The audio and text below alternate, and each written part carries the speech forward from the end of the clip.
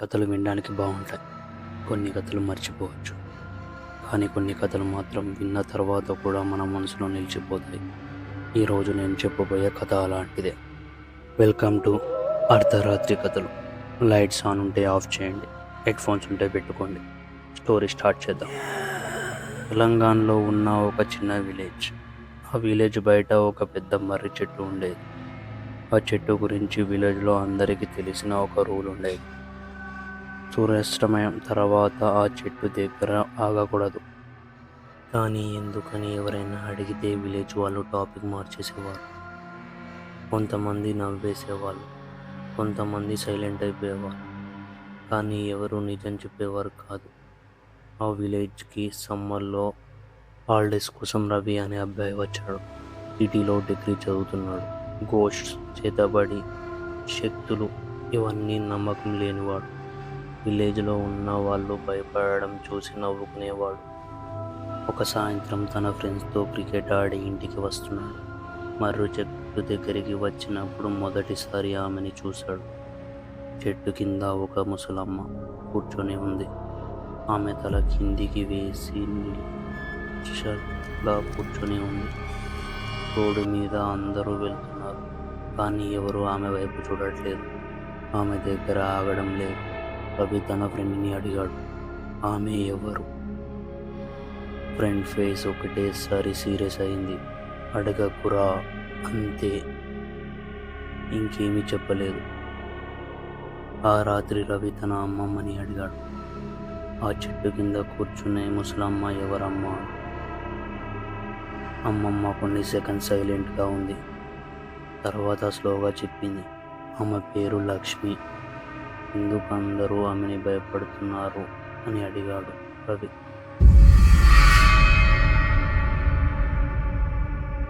ఎందుకంటే ఆమె ఎవరిని చూసినా మాట్లాడినా వాళ్ళకి ఏదో జరుగుతుంది. రవి నవ్వేశాడు. ఈ విలేజ్ స్టోరీస్ అమ్మా అని అన్నాడు. అమ్మమ్మ ఏమీ మాట్లాడలేదు. మరుసటి రోజు సాయంత్రం రవి బైక్ మీద వస్తున్నాడు. మర్రి చెట్టు దగ్గరికి వచ్చినప్పుడు లక్ష్మి తల ఎత్తింది. డైరెక్ట్గా రవి కళ్ళల్లోకి చూసింది. ఆ కళ్ళల్లో ఏదో తెలియని బాధ ఉంది. ఆమె స్లోగా నవ్వింది. రేపు పొద్దున్నే నీ ఫ్రెండ్ కిరణ్ని చూస్తావు కదా అని అడిగింది. రవి కన్ఫ్యూజన్లో చూశాడు. ఏంటి అన్నాడు. ఆమె మళ్ళా నవ్వింది. చివరిసారి చూస్తావు బాబు అని అనింది. రవికి కోపం వచ్చింది. బైక్ స్టార్ట్ చేసి అక్కడి నుంచి వెళ్ళిపోయాడు. ఆ రాత్రి ఆ మాట గురించి మర్చిపోయాడు. కానీ మరుసటి రోజు విలేజ్ మొత్తం ఒక వార్తతో షేక్ అయింది.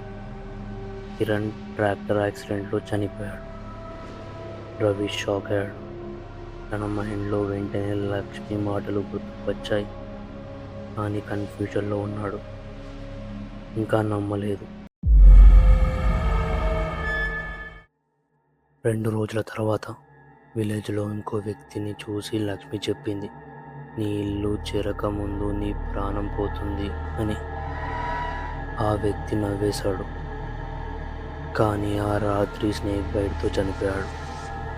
ఇప్పుడు రవికి భయం స్టార్ట్ అయింది. లక్ష్మి చెప్పిన మాట ఒక్కటి కూడా ఇప్పటి వరకు తప్పలేదు. ఎలా? ఆమె ఎవరు?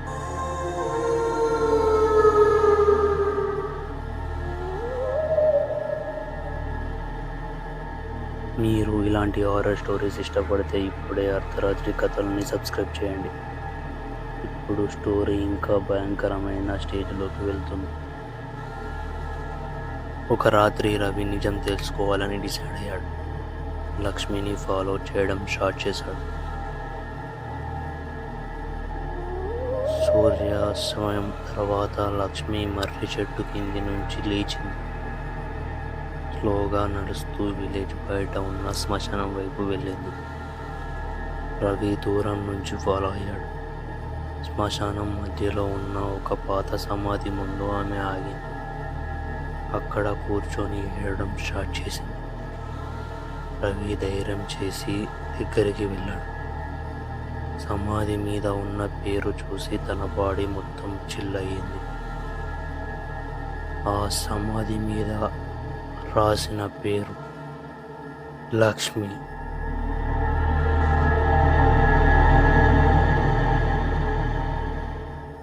రవి షాక్ అయ్యాడు. అయితే మీరు ఎవరు? లక్ష్మి తల ఎత్తింది. ఆమె కళ్ళల్లో కన్నీళ్ళు. అందరూ నన్ను దయ్యం అనుకుంటారు బాబు. అయితే మీరు దయ్యం కాదా అని రవి అడిగాడు. లక్ష్మి నవ్వింది.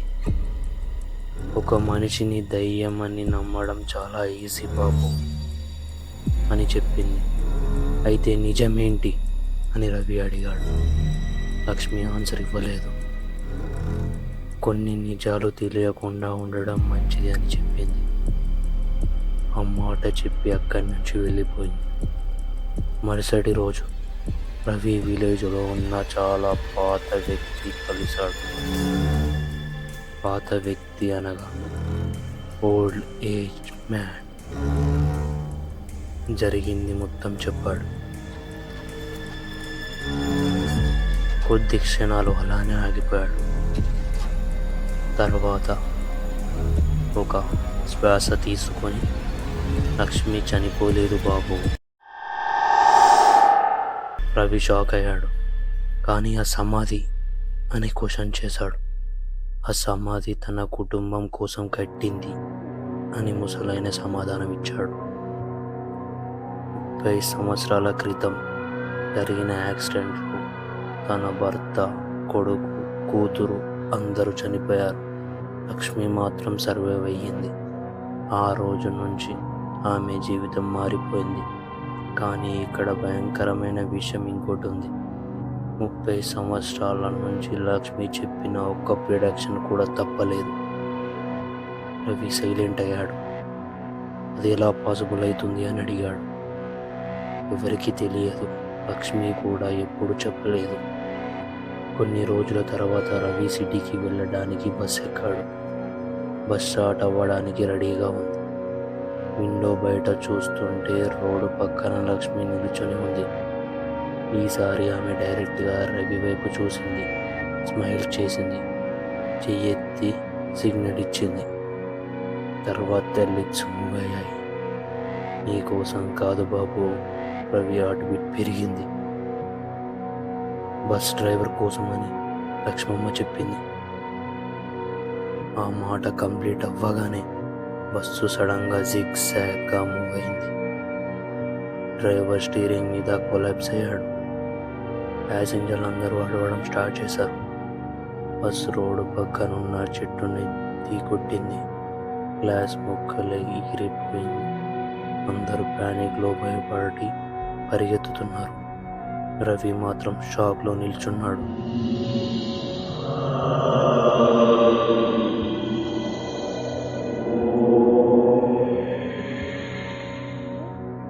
లక్ష్మి చెప్పింది మళ్ళీ నిజమైందని మనసులో అనుకున్నాడు. కానీ తిరిగి మళ్ళీ వెళ్ళిపోయాడు తన ప్లేస్కి. 6 నెలల తర్వాత రవికి ఒక డౌట్ మాత్రం పోవట్లేదు. లక్ష్మి ఆ విషయంలో ఇలా తెలుసుకుంటుంది. ఆన్సర్ కోసం మళ్ళీ విలేజ్కి వచ్చాడు. మర్రి చెట్టు దగ్గర వెళ్ళాడు. కానీ లక్ష్మమ్మ అక్కడ లేదు. విలేజ్ వాళ్ళని అడిగాడు. ఇప్పుడు వాళ్ళందరూ ఒకటే మాట చెప్పారు. లక్ష్మమ్మ నిన్న రాత్రి చనిపోయింది బాబు అని.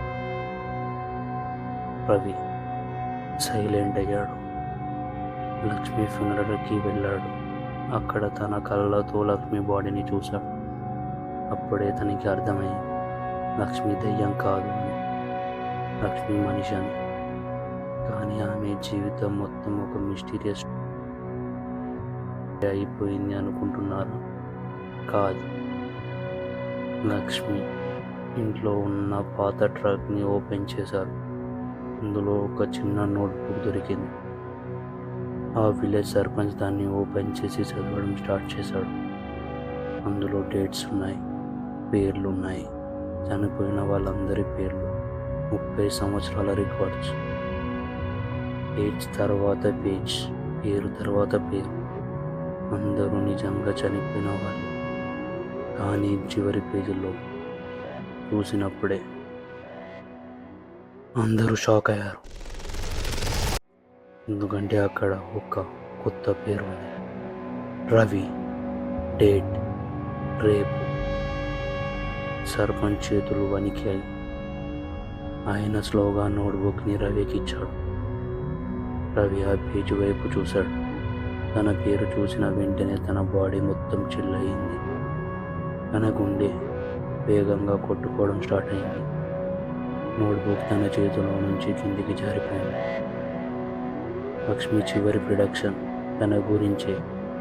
మరి రవికి ఏం జరిగింది? ఆమె ప్రొడక్షన్ నిజమయ్యిందా? లేక మొదటిసారి లక్ష్మమ్మ తప్పిందా? ఆ ప్రశ్నకి సమాధానం ఇప్పటికీ ఎవరికి తెలియదు. కానీ ఆ విలేజ్లో ఇప్పటికీ ఒక మాట చెప్తారు. సూర్యాస్తమయం తర్వాత మర్రి చెట్టు దగ్గరికి ఆగద్దు, వెళ్ళొద్దు. లక్ష్మమ్మ చెప్పిన మాట ఎప్పుడూ తప్పదు. Good night, sweet dreams. ఎందుకంటే రేపు పొద్దున్నే ఎవరు లేస్తారో ఎవరో ఎవరికి తెలియదు.